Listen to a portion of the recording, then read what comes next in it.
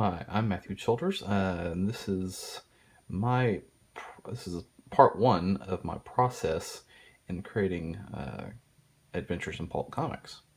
Um, I'm going to start with the first video. It's going to talk about uh, doing my thumbnails. As you can see here, I've got the previous page that's done and finished. That I'm going to use for reference, make sure everything is correct, and then I have my script. And the script is already written. It was written by Brett Harris, and I'm going to work on the thumbnail for the script. So the first thing I do is I read the script, and I've read it several times through, kind of got an idea of what I'm looking at, what I'm going for. So let us begin. So, oh look, a piece of paper. Just use a normal 8.5 by 11 standard piece of paper.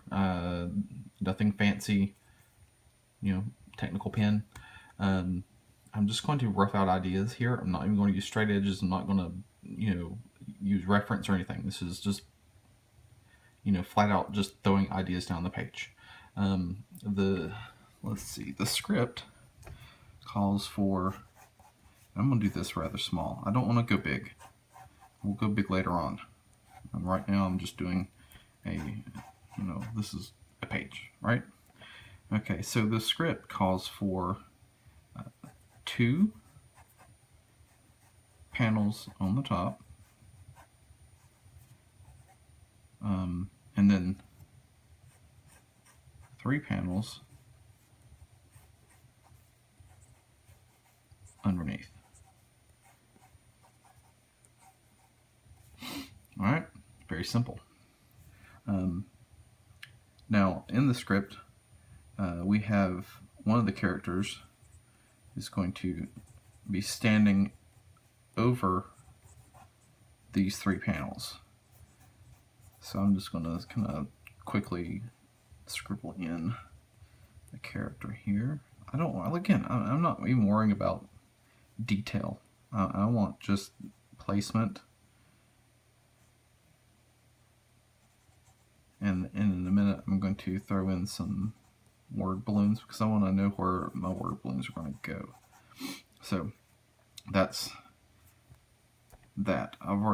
This already becomes the focal point of the page just by doing this, because it's the biggest thing on the page. It's going to be outlined above these things. It's kind of breaking the panels. So this is already the focal point. So I don't need to worry about what my focal point's going to be. The script dictates it. So this is kind of an easy page to do. Well, maybe in future videos I'll, discuss how to find the focal point.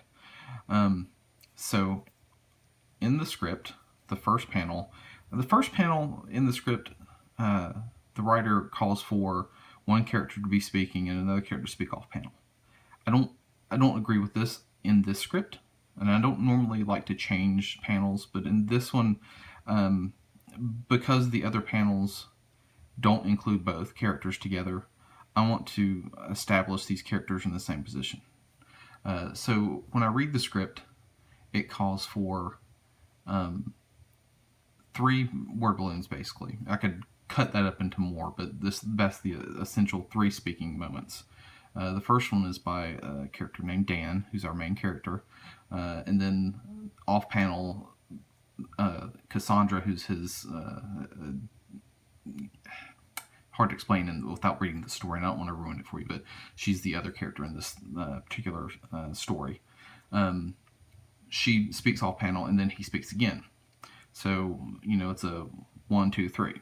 So I'm going to go ahead and put a word balloon for him speaking. And let's see. I don't think they should be fairly big. They're going to be kind of. Let's maybe even do a down shot here, because I want to have him speaking right here, looking at her right here. That way, we establish where they are in space. That, to me, that's essential in every page. And having her full shot here establishes the ground. So we've got him speaking once, then her responding, and then down here at the bottom of the panel, he's going to say his thing. So 1, 2, 3. That's the order of the speaking. That's it. A lot of times, setting up how or knowing how you're going to put these word balloons will affect, placement of the characters or how you should build the panel. So that to me, that's key. The second panel is fairly easy. We're going to have a close-up of Cassandra. I'm just going to here with her hair, blah, blah, blah. We're going to have a close-up of Cassandra, and it's going to meld. It's going to Photoshop meld into a. I'm just going to divide this up. It's really random. I know this doesn't look right, but this is going to be a map of the like a close-up map of the United States with a. So it's she's overlaying a map, kind of like, she's speaking her piece. Let me see. She has panel 2. She has one speaking point. She speaks once, and then Dan speaks off panel. So we're going to have him respond. So in the middle is the focal point of this panel. So very simple, down shot, 2 characters, close up of the face with imagery behind. And we've already set the next 3 panels with Cassandra on top. And she's going to be narrating these 3 panels. So these 3 panels we're going to have, the first one is going to show some creatures, and I'm going to do like these little, I'm going to do like a big close-up of one of them. It's like a little bug thing. I'm not going to get into detail. I know, I just want shapes here, and I may have, let's see, she's going to be speaking, so we'll have her, hold on, I'll erase that. I just violated one of my rules here. I want to have her speaking right here, starting off her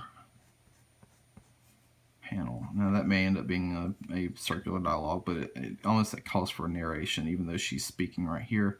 So we're going to have this bug kind of in the background behind it, this little mouth open, and there's going to be thousands of these little bug things. So I just want, again, just shapes, right? All right, so I already laid out. That's 1, 2, 3. Easy, very easy peasy. All right, the next panel has a guy, and he's going to have sores all over his body and kind of in pain. And so I'm just going to have, maybe he's been in a hospital, or this is the hospital bed, but he's in agony, and he's going to have all these nasty sores and laying there. And I think even some weird,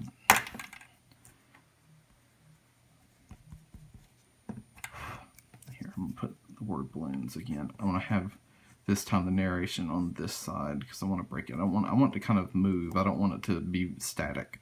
So he's laying there, and he's going to have probably these things coming out of him. It's just going to look nasty and disgusting. But again, just shapes. I want him to lay there. I'm going to draw this stuff out on a board. I don't want it to be, something I do right here, because that loses half the fun. And I don't like copying myself. I don't like drawing something really nice and tight and then copying again really nice and tight. I like to let the drawing happen in one stage. This is the idea part. This is where I look at it and say, this is the idea. This is where I'm getting across the idea. So let's go on to the next panel. We've got, let's see, at the last part, hold on, let me read what it says. Oh, yes, we have a car. And again, I'm going to bring this word balloon right here. Bam, so that way we get some movement on the page. We're going to have a car. And I'm thinking, like, maybe there's an overpass or something behind it. But, it's going to be covered in leaves and all that. Yeah, I don't like that overpass now. We'll have buildings back here. I want it to look like it's on the street, and the buildings are going to be, everything's going to be kind of covered in this weird leafy fungus stuff.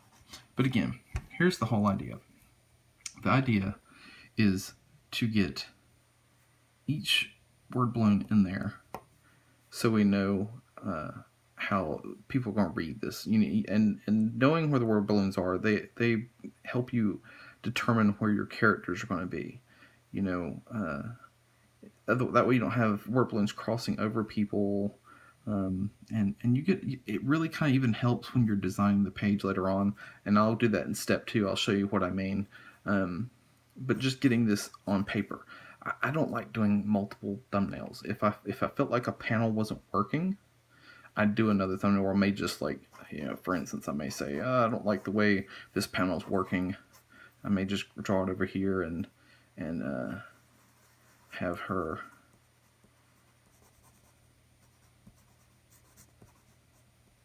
in a different pose, and then maybe that might work better so it flows this way. But I kind of like this one, so I'm not going to do that. But this is just a quick thumbnail. I don't want to spend a lot of time on this. I want to get my ideas out on paper quick, and I want to kind of have a plan. This is just a planning. It's like a little blueprint for what I'm going to do. Now in step 2, I'm going to bring this into the computer, and I'm going to go ahead and letter it. And I'll show you how that works. I like to letter in the computer first, because then I go ahead, I know what my panel borders are going to look like. I know what shapes how much room I have for my text and for my lettering. It gives me an idea of how to build this entire page. And that way, it saves me a lot of time. So even especially on the back end, because if I already have the page lettered, and I just have this page and I pencil it and then I ink it, my lettering's done, and I've already got it, and you're already building the page for the lettering, which I think is very important. But no, look, so there we go. So that's a thumbnail of how I do my thing. So stay tuned, and we'll talk about part 2 in part 2.